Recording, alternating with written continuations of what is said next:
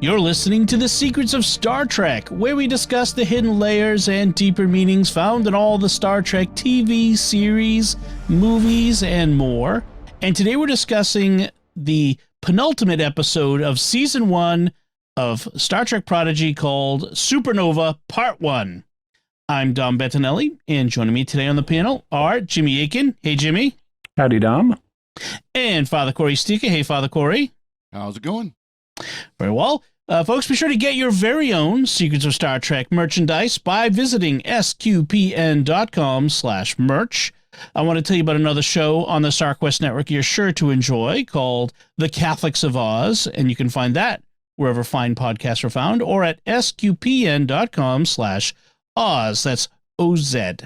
And before we get into things, we are recording this today on the December 26th, and I want to wish everyone a Merry Christmas. And a happy Feast of Stephen. Happy Feast of Stephen. And Boxing Day. Wrestling Day, too, for that matter. Yes. I got some of the Boxing Day joke. I gave an empty box as a gift. So, so let's talk about Prodigy. Jimmy, can you give us a recap of what happens in Part 1 of Supernova? Last time, Ascensia lured the Federation fleet to where the Protostar came out of warp, and Biological Janeway was put in the bridge. This time, Biological Janeway talks her way out of the brig, not bridge, but she doesn't talk her way out in time to stop the Dauntless from attacking the Protostar and taking down its shields. While that happens, Dal kisses Gwen, and Gwen breaks his heart by telling him Starfleet doesn't accept augments, though he quickly decides to help anyway.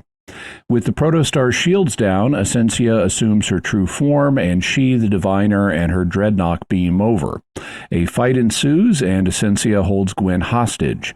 The Diviner seemingly has his final face turn, but Ascensia mortally wounds him. She opens a comm channel to the fleet, and all the ships are infected. Ascensia then escapes using her Dreadnought as a space capsule. Gwen has a tearful reconciliation with the Diviner, after which he disintegrates, and the Federation ships start attacking each other. As part of the interference, their universal translators go offline, but Gwen knows multiple languages and uses them to ask for help. She convinces non-Federation allies, including the Klingons, to come and use their shields to keep the Federation ships from destroying each other. But it turns out that the Federation ships have auto SOS signals, so when they're in danger, they automatically call for backup. New Federation ships start showing up and are immediately infected, creating a cascading, unwinnable situation. No amount of allies will stop the destruction of Starfleet, and there is no solution. Except for time travel, but they haven't realized that yet. The end. So, I want to kind of commend them for taking this to the limit. There were no easy outs. They didn't wave a hand at it and make it go away. They took this to as the very worst part way it could go. The very worst situation. The construct is released and ships are destroyed and people are presumably killed. And so they really take this for an animated show aimed at kids. They really take this to the limit. I can imagine if my kids are watching this, they would be very stressed out waiting for the season finale, the second part. So what did you guys think? Oh, yeah, I agree. I think they did a good job. As Jimmy points out, of course, there are ways that they can go that they likely will to kind of hand wave this away. But still, the fact that show the ships completely, destroying each other. You see parts of ships flying, floating in space. You see, explosions and all that kind of stuff. You don't see the bodies going out into the vacuum of space like you do in, like other Trek series. But you still, or Battlestar Galactica. Or Battlestar Galactica. Yep. So, yeah, they do leave it at there's no hope. There's no chance. They thought, we got this solved. Just have enough other ships show up and take care of the problem. Oh, not quite. How about you, Jimmy? Yeah, I liked it. It was. I'm looking forward to seeing part 2. I'm glad they subverted the standard Star Trek ending of we've talked and now we're all together and united. And it's like I liked how they foreshadowed also that this isn't going to work with the Klingons. Mm-hmm. It's like, why should I intervene? Which is a totally Klingon response. And so I can, I thought, okay, this is not believable that the Klingon is going to go along this easily. And it wasn't. And so that was good. But then taking it to the next level of, okay, and the Allies don't work. So our typical we're all together now ending isn't the real ending. That's good. I like not having that be the ending. I wonder if it was kind of a poke at Discovery of, we're together in our togetherness. Yeah. I was thinking of the same thing about the Klingon reaction, and I was wondering too, is this how Klingons would react? Does this seem true to their nature? And on the one hand, because it's like selfless right. There's selfless self-sacrifice. But I was thinking, this is not honorable battle. This is a deception perpetrated on Starfleet by the Solomaites, that sort of thing. And I could see where a Klingon would react that way. Although it was interesting because they had Gorn show up, which I thought was interesting, but also, was it Breen? I forget the other cultures that showed up. I don't think they said Breen. I know they said Gorn, and they mentioned a couple of others. Ferengi, yeah, that was another one. Yeah, there's a Ferengi ship that showed up, yeah. Yeah, I assume the Klingons didn't contact them directly. No. So yeah, I thought that was interesting that they called them up and they came. So that was kind of fascinating. So now, you just reminded me, Dom, of a missionary story. There's a book in Christian missiology called The Peace Child, which is about the anthropological difficulties of communicating the gospel story cross-culturally. Because there's a tribe somewhere, I forget where, maybe Latin America, but there's a tribe where the cool thing to do is get really close to someone and get them to trust you and then betray them. And that's considered really cool. And so missionaries were having a hard problem communicating the gospel with Judas. Right. Yeah. And Judas was just kinking up their works and in explaining the gospel. Because all of a sudden everybody's thinking what Judas is doing is really cool. And they found an alternative, and this is why the book is called The Peace Child. The tribe apparently had a custom of exchanging a child when they made peace. And this is actually like in New Gods, in Jack Kirby's New Gods comic series, where Orion and Calabac have been exchanged by New Genesis and Apocalypse as part of a peace treaty. But they then were able to explain Jesus as God's peace child to make peace with us. But your mention of Klingons and how they would react to this kind of deception, right, brought that to mind. Yeah.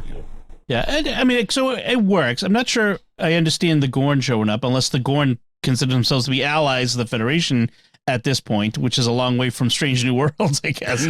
Well, it's 200 years, more than 100 years from Strange New Worlds, because the Gorn, we're post Voyager, and that's post Next Gen, which is 80 years after TOS, which is 10 years after Strange New Worlds. I guess. I mean, well, you think about it, 80 years ago, we were enemies with Japan and Germany, and now the United States is friends with Japan and Germany. So, yeah, okay, I can buy that. So in the start, you mentioned that Janeway is in the brig, and she's being guarded by the security officer. And at first, I think, it's just generic security officer. But it turns out that Janeway has an unknown history with this particular security officer, which she references to a Voyager episode. Which I don't remember off the top of my head. It's the 5th season episode Counterpoint. And in that episode, Janeway lies to help some refugees be protected from a race that's insisting on inspecting Voyager. And Janeway is, refugees? We have no refugees here. And it turns out the security officer, who I had thought, just from the brief glimpse of her we got at the end of the last episode, I thought it was Essentia, but it's not. It's another female officer who looks like Essentia until you see that she doesn't have the trill markings on her face. She's got a weird nose place. bump. placed between her eyes instead. Yeah. Yeah. And she was one of the refugees, and she was like a little girl at the time, and now she's grown up, which is why Janeway doesn't recognize her. I also kind of like that that Janeway doesn't know everybody on her ship. Because realistically, I mean, you might have seen their names on a report or something, but you won't know everybody at sight if you're on a big ship. Right. Yeah, the Dauntless is much bigger than Voyager was, so it wouldn't have just a couple hundred people on board. There, Yeah, maybe 1,000, but it's going to be a much larger crew. Right. Yeah, although frankly, I did find it unrealistic. Because this means she's a non-Federation member of Starfleet, and if I was a captain, I'm pretty sure I would know every non-Federation member of Starfleet in my crew. How did they? I mean, we'll probably talk about this when we talk about that Voyager episode. But how did they get to the? How could she get into Starfleet from the Delta Quadrant? Did they come through a wormhole? Yeah. So this episode was to jog your memory on this one, Dom. The Brinari, the race of this ensign, were telepaths, and they were going through an area of space where the ruling group, the ruling race, were anti-telepathic. Right. And so they had to hide the telepaths on Voyager, including Tuvok. And of course, the big disclosure at the end is Tuvok showing up right as they leave their space, and things like that. And then they had there was a wormhole they went through, and I don't remember if they ever said where the wormhole went. Apparently, they're implying that the wormhole actually went close to Federation space, which, of course, then brings the question, and why didn't Voyager follow them in? Yeah. Right. There was a couple of those episodes in Voyager. Okay, all right. That jogs my memory. Now I remember that episode. I had to look the episode up, too. I couldn't remember it at first, but it's like once I saw it, it's like, oh, yeah, now I remember that one. Not quite as memorable as the Salamander episode that we had, the Janeway reference last time. Right So we get Admiral Jellicoe showing up again, Ronnie Cox reprising his role, which I love Ronnie Cox. You'll have to hate him. and I don't hate him. I mean, not in this role. No. He's as Jellicoe, he's once again reasonable. He comes across as incredulous when he's told Janeway is on medical leave. And it's like, she was fine. What are you talking about? But he doesn't have time to dwell on that because he's been told there's an unknown weapon on the protostar. So he knows that the weapon exists, not necessarily what it does. But he says, I'm told there's an unknown weapon on the protostar. Tell me there is a plan. Right. And so he's very he's very business focused. He's very reasonable. That's true. I think it's history, Ronnie Cox, also on Stargate. He likes to play kind of the slimy politician, C Voyager, or SG-1. SG-1, yeah, Stargate. SG-1, where he plays it so well. Yep. So they do, with Asensia kind of manipulating things behind the scenes, they do knock down the shields of the protostar. They have to hotwire the controls because the construct still has control of the protostar and of Holo Janeway, and so it's locked them out, and so they can't run. And so Zero hotwires the controls. They boost the shields, and they start maneuvering among the other ships to avoid the fire, which is a good tactic. And because it would be hard to not cause crossfire and hit your allies, and it's interesting to see them now versus when they first had the ship because they're pretty competent with this ship at this point. It's an interesting progression that they've made. The kids have made. It's interesting to see how, I think it's somewhat subtle how they've become competent with this thing, and I like that. They've learned how the ship handles, how to do maneuvers on it and stuff like that, and very impressive. I liked of course you see this massive fleet of ships there, and they very recognizable classes and everything. Oh yeah, one of the ships you saw was not just a Defiant class, but the USS Defiant. Oh, yes. Was it? I noticed the Defiant class. I didn't know the registry. Yeah, there's just one little scene where they showed the top of it. You see Defiant, USS Defiant on it. Yep. So I it probably won't happen, but it would be really cool if we had one of the DS9 characters voiced. That would have been cool. A short thing, you see. Jedzia Dax or somebody like that, or Worf. Well, Jedzia would be dead at this point, but Kira not Jedzia, excuse me, the other. Ezri Dax, yeah. according to Memory Alpha, the Enterprise E is also there, which I'm not. I didn't see the name. Sovereign class. There was a Sovereign class.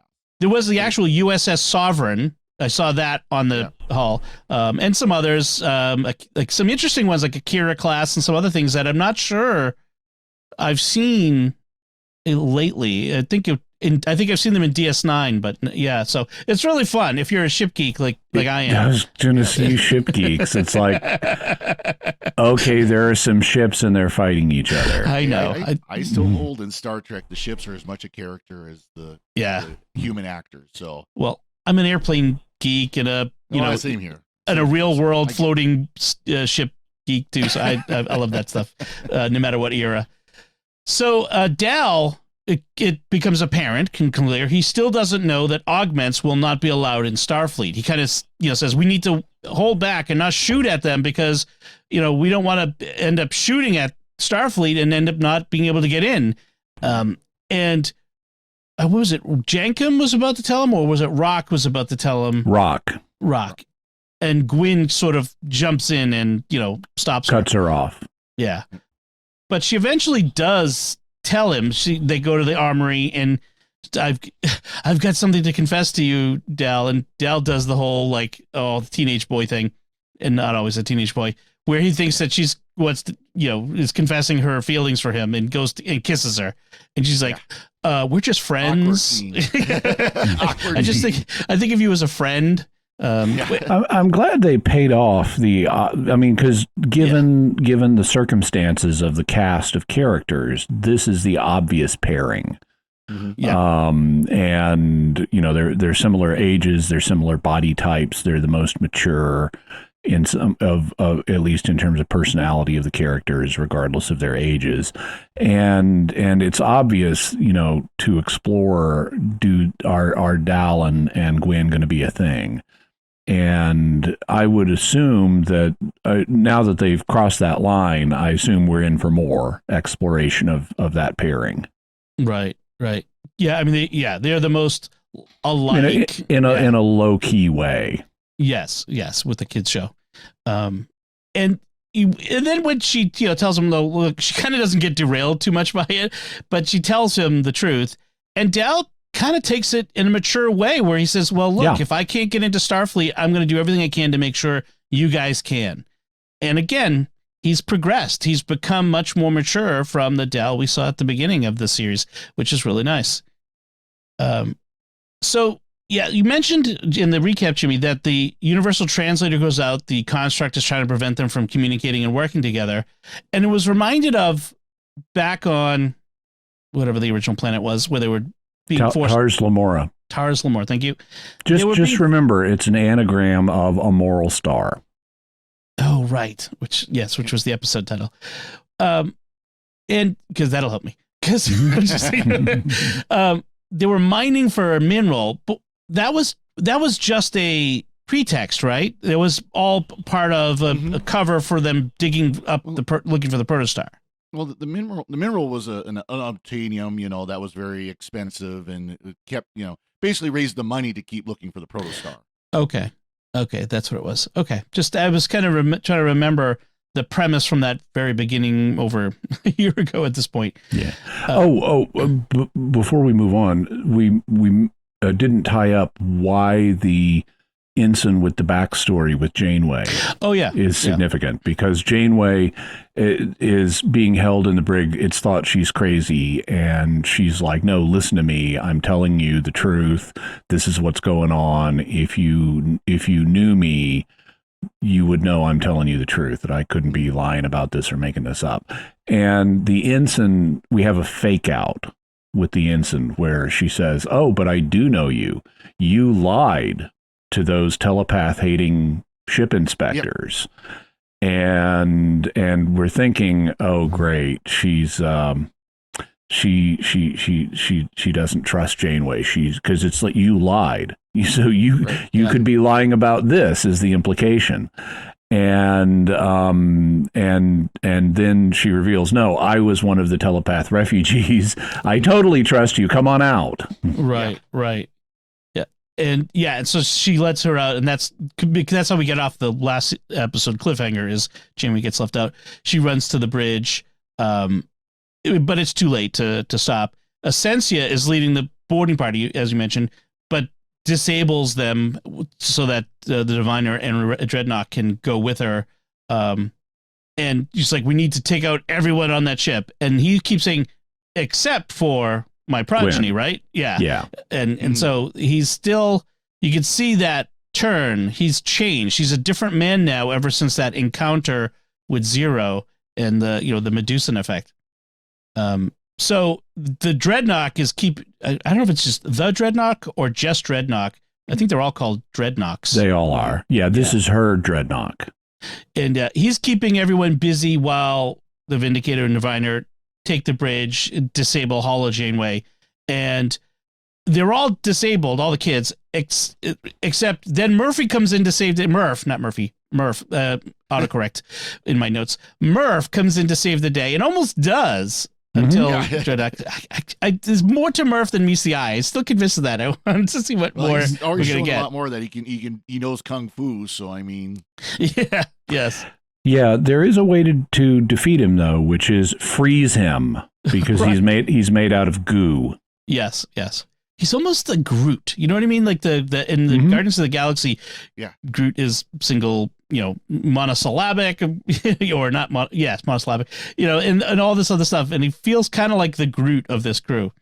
And then you mentioned, Jimmy, the Diviner's heel turn where he really face turn. Face turn. Right. Heel is the bad thing.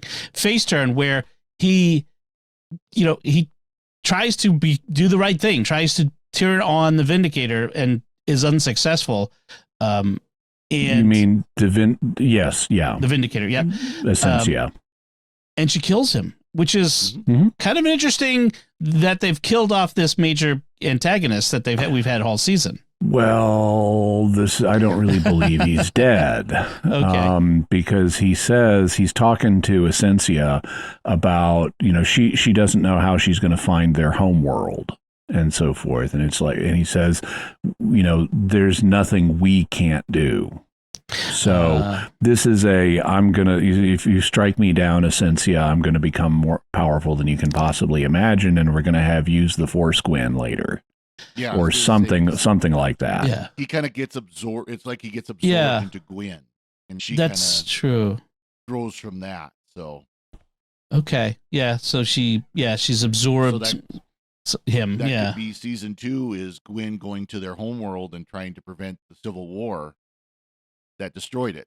Could be, if the resolution of the Supernova incident is of this battle is them going back in time to stop it from ever occurring by going to Solemn and stopping the Protostar from going forward in time with Chakotay and all the others. That would be interesting because they have to go get Chakotay. They have to go forward in time to send the Protostar back. Yeah. I think that's what it is. So this is before the first contact with Solemn. Right. So that's probably that's my guess is that's probably the resolution is they have to go forward in time to save Chakotay and his crew and send them back to right after they left or whatever. They have to go somewhere in time. Yeah. Yep. Yeah. We'll see what that is. Yeah. Also, I wanted wobbly timey-wimey and wait, that's wrong series. Yeah. I wanted to note a couple of small technological items. One of them is in the fight with the kids, Dreadnought uses a gravity mine, which is nice. It creates higher gravity locally, and he uses it to pin Jacob under Rock, who can't move against the heavier gravity. And I'm getting the feeling that Rock is like really straining to not totally crush Jacob. Yeah, exactly. That would have to be pretty high gravity because the Brickars come from a high gravity world to begin with. So, I was a little afraid of poor Jacob becoming a smush on the deck. She really shouldn't come from a high gravity world, though. If she's that big, the higher the gravity, the smaller the creatures are going to tend to be. Right.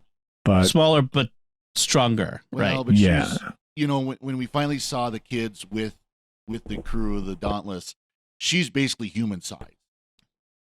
human adult size. Right. Because all the other That kids could are be. small. They're all really Okay. short compared. I remember the original brick car in Star Trek was in that Peter David novel that he did, they were really good.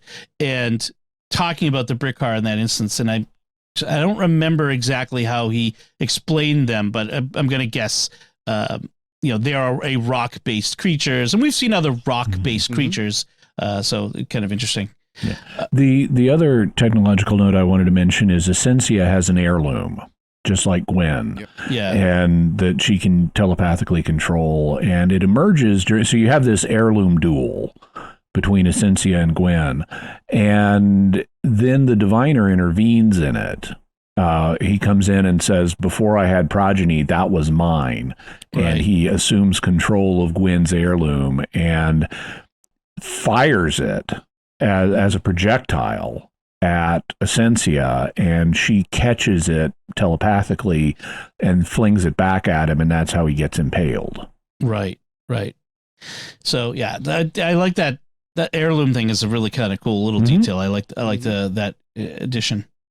So, so that everything kind of goes bad. The construct gets activated. Dal comes up with the idea of asking non-Starfleet ships to use their shields to protect the Starfleet ships.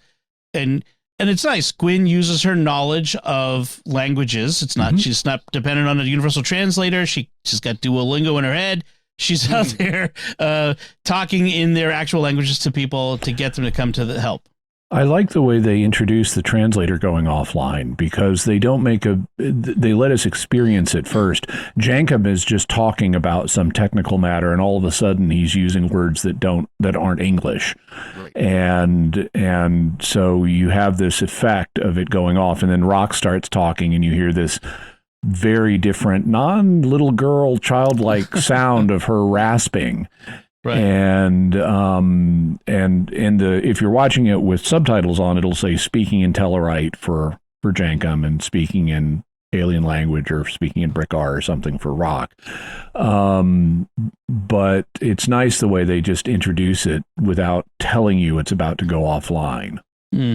Brickar voices apparently sound like rocks grinding. Yeah. Wouldn't be surprising. Yep. But you get to figure out what's going on alongside the characters. Yep. Right. And Dal has a line where he says, because in the infinite of space, we all need to know there's a place that will accept us no matter how different we are. Dude, it's clear the universal translator is offline because infinite is an adjective. You need that modifying a noun. It's to be infinity of space.